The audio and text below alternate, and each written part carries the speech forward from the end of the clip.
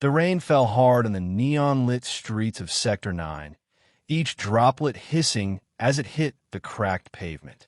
Garbage overflowed from compactors, street lamps flickered with tired defiance, and somewhere in the distance, a security drone buzzed low, scanning the alleys for signs of unrest. It was another cold night in New Terra, a world built on concrete and forgotten dreams. Jace Ryland hunched his shoulders against the cold, the collar of his threadbare coat pulled high.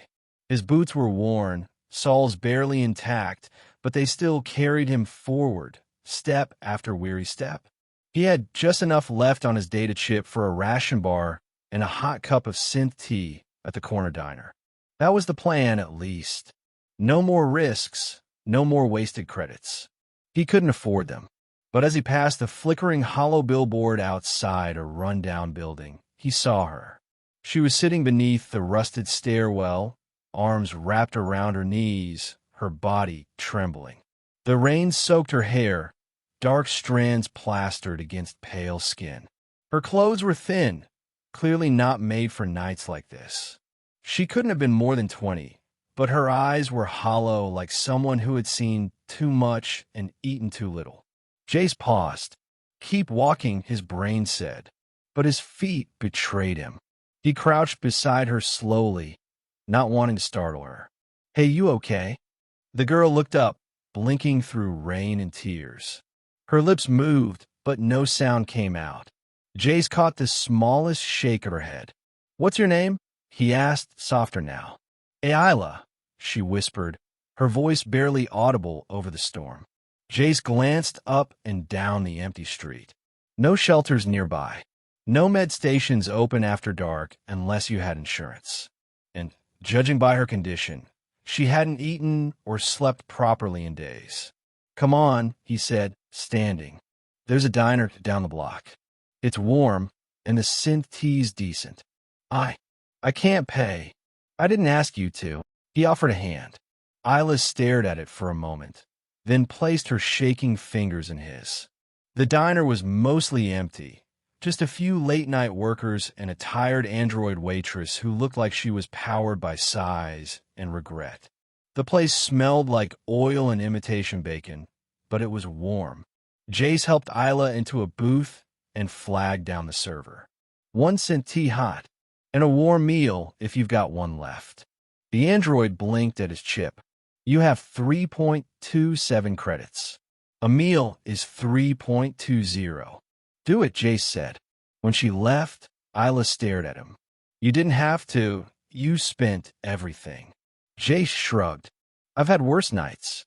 Besides, nobody should have to sleep in the rain. She looked down, tears springing to her eyes again. Thank you. Eat first. Then you can tell me how someone like you ended up in a place like this. The food came. It was basic recycled proteins, faux grains, but Ayla devoured it like it was a feast. Jace watched her in silence, his stomach tightening, not from hunger, though that was there too, but from the sight of someone so broken, still trying to survive. After the meal, they walked again, this time under the awning of a long-abandoned mag train terminal. Jace led her to the tiny, crumbling shack he called home. It was one of a dozen old service units, barely insulated, held together with duct tape and old tech. You live here? She asked, stepping inside. Home sweet home, he replied, powering up the old heating coil and digging out a second blanket from a crate. You don't even know me, Ayla said softly. Sitting on the cot, he gestured to, No, but I know the street, and I've seen what it does to people when nobody helps. Over the next few days, they settled into an uneasy rhythm. Ayla helped keep the place clean. She found a tattered book in the wreckage outside, The Stars Between Us, and read it aloud in the evenings, her voice growing stronger each day. Jace found odd jobs, repairing scavenged tech, welding busted panels, and always came back with enough for food. She never asked for more. He never pushed, but slowly trust formed. Ayla started smiling again. Small ones at first, then real ones. Jace, who had grown used to loneliness, started thinking about someone else first when he earned his credits. Then came a night everything changed. They were walking back from a tech market when the alley went dark behind them. 3 men emerged, faces covered, weapons drawn. "Hand over your credits," one growled. And the girl. Jay stepped in front of Isla without hesitation. "Back off." The first man lunged. Jace moved fast, military fast. His past, once buried, surged back. 2 punches, a sidestep, and a knee strike dropped the first attacker. But the second man swung a pipe, catching Jace in the ribs. He grunted and fought back, but the third had already grabbed Isla. She screamed. Panic twisted Jace's gut, but instinct took over. He grabbed the pipe, twisted it free, and threw it at the man holding Isla. It hit hard. The attacker stumbled, and Isla broke free. By the end of it, the men were gone, running, limping, bleeding.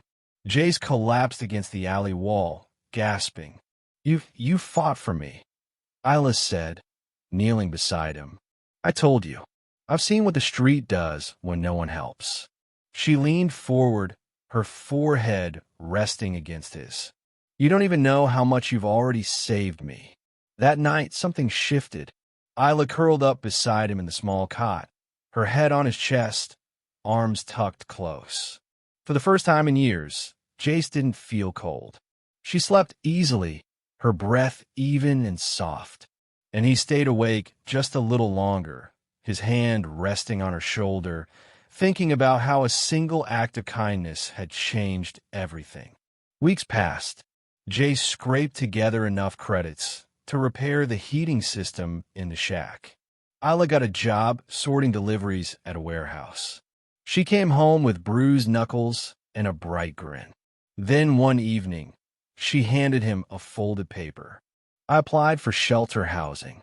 They call me back." Jace blinked. That's amazing. But they only have space for one." His heart clenched. "I'm not going," she added quickly. "What? What?" She reached out, brushing her fingers across his. "Because I don't want warmth if it means losing the one person who saw me when I was nothing. I don't want a bed if I can't fall asleep in your arms." Jace swallowed hard. "Isla, I don't care about comfort, Jace. I care about you." And then she kissed him, not desperate, not afraid, but full of hope. Later, wrapped in blankets, rain tapping against the thin roof, Isla slept soundly in his arms. Jace held her, staring at the ceiling, heart full. He had nothing once, no family, no future, just worn boots, a tiny shack, and a pocket of broken dreams. But he'd seen her on the street, shivering and alone. He had spent his last credit on her.